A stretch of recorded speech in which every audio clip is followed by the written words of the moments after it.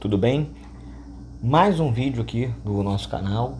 Hoje nós vamos falar sobre o espaço rural no Brasil e o processo de modernização no campo no Brasil. Vou dividir esse vídeo em duas partes para não ficar muito cansativo, tá? Então a gente vai falar um pouquinho das formas de adquirir terra no Brasil ao longo do tempo, a Revolução Verde impactando também na modernização do campo do Brasil, alguns termos que envolvem agricultura e pecuária, tá? E vários outros pontos nesses dois vídeos que eu vou postar aqui no canal. Beleza? Então, primeiro, vamos lá. As formas de adquirir terras no Brasil, historicamente. A gente sabe que com a chegada dos portugueses em 1500, tá? Ali no primeiro momento você vai ter uma exploração mais do pau-brasil, a tentativa de escravização dos nativos, certo? Mas só ali por volta de 1530, 34, que você vai ter uma ocupação efetiva dos portugueses no Brasil. E aí, o território brasileiro, que não era exatamente o território que a gente conhece hoje, né, no mapa, era um pouco menor, né, mas também muito grande ao mesmo tempo, vai ser dividido em grandes faixas de terra. Essas faixas de terra, que nós vamos chamar de capitanias hereditárias, eram administradas por capitães hereditários, beleza? Nobres militares portugueses, que doavam terras nessas grandes faixas de terras que nós vamos chamar de sesmarias, tá? Economicamente, as capitanias hereditárias elas não vão dar muito certo. Apenas São Vicente e Pernambuco vão vingar economicamente. Não é à toa que em 1548, essas grandes faixas de terras vão ser administradas por um governo geral com capital em Salvador, certo? Só que essas faixas de terras vão durar por muito tempo, pelo menos até ali o final, né, do Brasil fazendo parte do Reino de Portugal para a virada ali para o Brasil Império, tá? Ok? Então uma das formas de ganhar terra no Brasil por muito tempo era através de doações, tá? Entre ali 1821 e 22 até 1850, você vai ter uma coisa que vai ser muito presente, que é o uso capião, que já acontecia antes. O que é esse tal de uso capião? Presta atenção. Um cara que já tinha terra no Brasil aqui, por exemplo, ele muitas vezes ou invadia uma propriedade que não tinha um dono, né? E aí melhorava aquela propriedade ali, começava a produzir nela e pedia o tal do uso capião, né? Um pedido de propriedade, de posse dessa propriedade, tá? Pelo uso que você está se fazendo dela e pelo uso prolongado que você está fazendo dela. Tá? Muitas vezes até na mesma propriedade que ele tinha tomado, às vezes o cara não tinha terra e tomou a terra, e aí ele começou a produzir naquela terra e pediu a posse dessa terra. É o uso capião. Já acontecia desde o período das capitanias hereditárias e ficou muito forte entre 1821 até 1850. Era uma das formas também de conseguir terra no Brasil. Tá? O cara às vezes invadia uma terra, criava um benefício nela, melhorava a terra, começava a produzir, e aí pedia a posse. Ou então, às vezes, o cara já tinha terra, então aumentava a terra dele. Isso uma terra que não tinha dono. E ele começava ali a produzir, uma terra que estava sem função social, aí ele pediu uso capião. A partir de 1850, você vai ver que tudo isso vai concentrando terra na mão de poucas pessoas, de quem já tinha poder, de quem às vezes já tinha terra muitas vezes. Tá? Também acontecia com aqueles que não tinham terra. E aí, como o Brasil era muito grande, era difícil administrar esse território gigantesco, muitos então foram conseguindo terra ao longo da base da invasão. Tá? A lei de terras é o seguinte: para ter terra no Brasil a partir de 1850, você tem que comprar. Mudou. Pensa comigo, por que isso aconteceu? Muitos escravizados estavam conseguindo a sua liberdade, certo? Conseguindo a liberdade, sua alforria. E, claro, querendo uma nova vida. Então, esse cara queria o quê? Ter acesso à terra. O Brasil era muito rural ainda. Então, ele queria ter acesso à terra. Para fazer grana, renda, enriquecer, ter poder também. Que quem tem acesso à terra tem poder. Influencia economicamente, às vezes, um local. Bom, a elite, o Império Brasileiro, via isso como um perigo. E aí foi criada a lei de terras, isso é o seguinte: para ter terra no Brasil agora você tem que comprar. Quem tinha grana para comprar terra no Brasil? Os caras que já tinham terra. Galera que já tinha.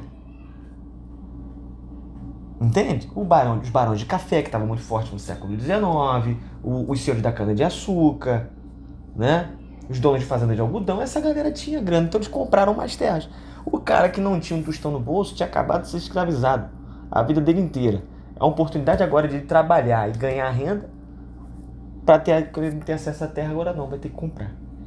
Todo esse processo aqui que eu falei, isso foi aumentando a concentração de terra na mão de poucas pessoas, de famílias que já tinham muita grana, que vinham de Portugal, né? Ou às vezes de outros países europeus e tudo mais.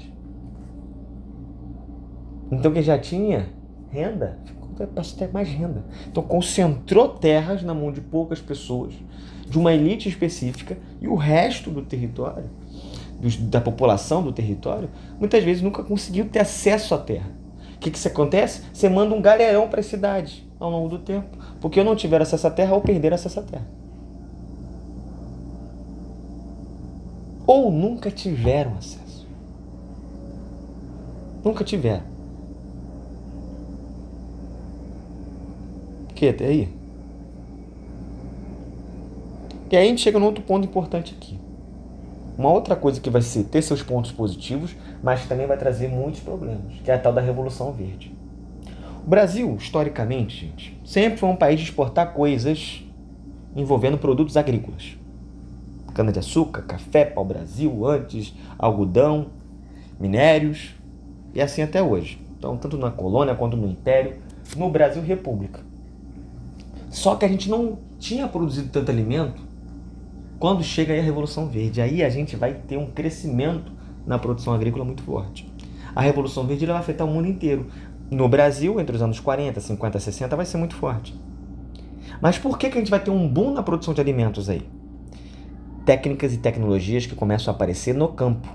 Por isso que é uma revolução verde. Verde fazendo uma alusão ali, né, ao plantio, né, à agricultura. A Revolução Verde, como ideia, ela é muito legal, porque ela vai visar a produção de alimentos no mundo com o objetivo de acabar com a fome. Então a gente vai usar a tecnologia para produzir mais alimentos.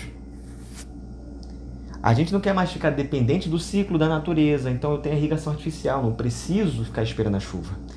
Não preciso ficar dependente então da mão de obra, eu tenho uma colheitadeira, uma semeadeira, que eu posso acelerar esse processo e não precisar de tanta gente às vezes para colher, para semear. E aí você vai aumentar a produção de quê? De alimentos. Beleza? Até aí? Então é um ponto positivo se eu for para essa Revolução Verde. Pô, legal. Show de bola. E aí eu boto até as características da Revolução Verde. Mas tem uns problemas que vão vir com ela. Você vai ter a mecanização da produção agrícola. Opa, legal. Show de bola. Uso de sementes geneticamente modificadas, né? Então, às vezes, um alimento que não pega em determinado tipo de clima ou solo, ele vai ter a sua gene modificada, trazendo de um outro alimento que já é adaptado àquele clima. É colocado ali aquele gene e ele começa a se adaptar. Isso vem com a Revolução Verde. Os fertilizantes químicos e defensivos agrícolas. Os complexos agroindustriais que vão aparecer. O que são complexos agroindustriais? Grandes empresas começam a comprar grandes fazendas, produzir monocultura, utilizar esse produto primário e transformar num produto industrializado. E aí vem ter parceria com o comércio ou com pequenos e médios fazendeiros, gerando um complexo agroindustrial. Isso vem com a Revolução Verde. Você tem um aumento da produção de alimentos, mais maquinários, mais fertilizantes acelerando o processo de produção. Então você acha isso super legal. Só que vai trazer alguns problemas. Quais problemas? Vai aumentar o desemprego no campo. Porque esse cara que estava trabalhando no campo, ele vai ser substituído pela máquina. Desemprego estrutural.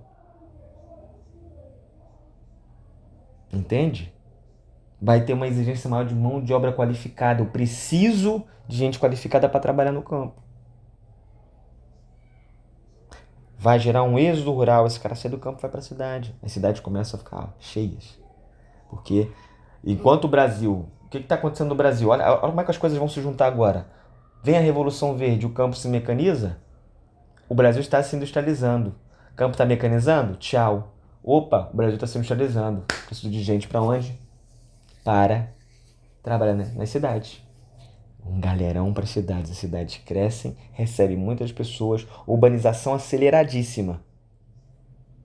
Você percebeu que as coisas vão se juntando quando a gente vai estudando várias coisas aqui? Urbanização, industrialização, revolução verde, tudo vai se juntando.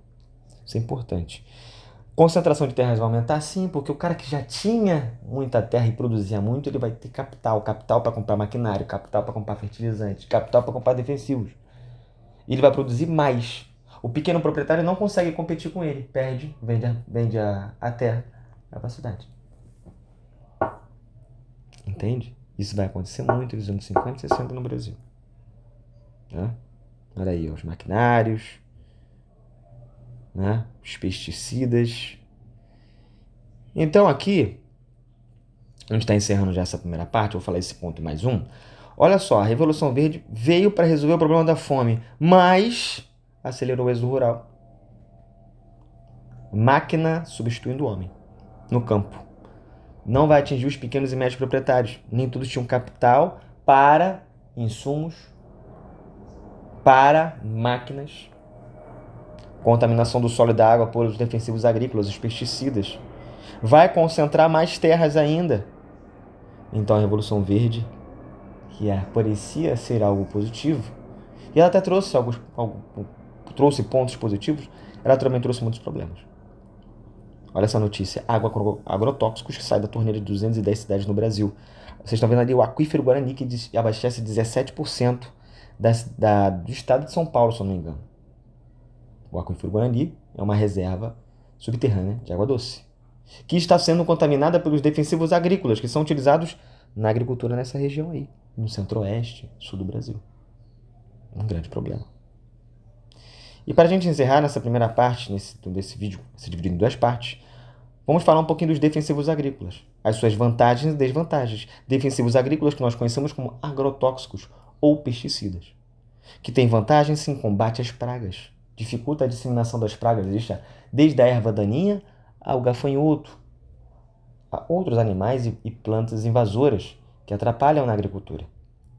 Legal. Garante o produto final ali? Garante, porque agora não tem uma praga ali para perturbar. Só que ela vai trazer desvantagens. Porque nesses pesticidas tem substâncias químicas que podem gerar câncer, insuficiência renal, incapacidade de gerar filhos. E também contaminar os recursos hídricos e o solo. Como assim, pô? O pesticida que eu estou usando para tirar a praga da minha produção agrícola, ao mesmo tempo ela está contaminando o solo? Sacou? E os recursos hídricos. Vocês acabaram de ver aqui, ó. Olha aí.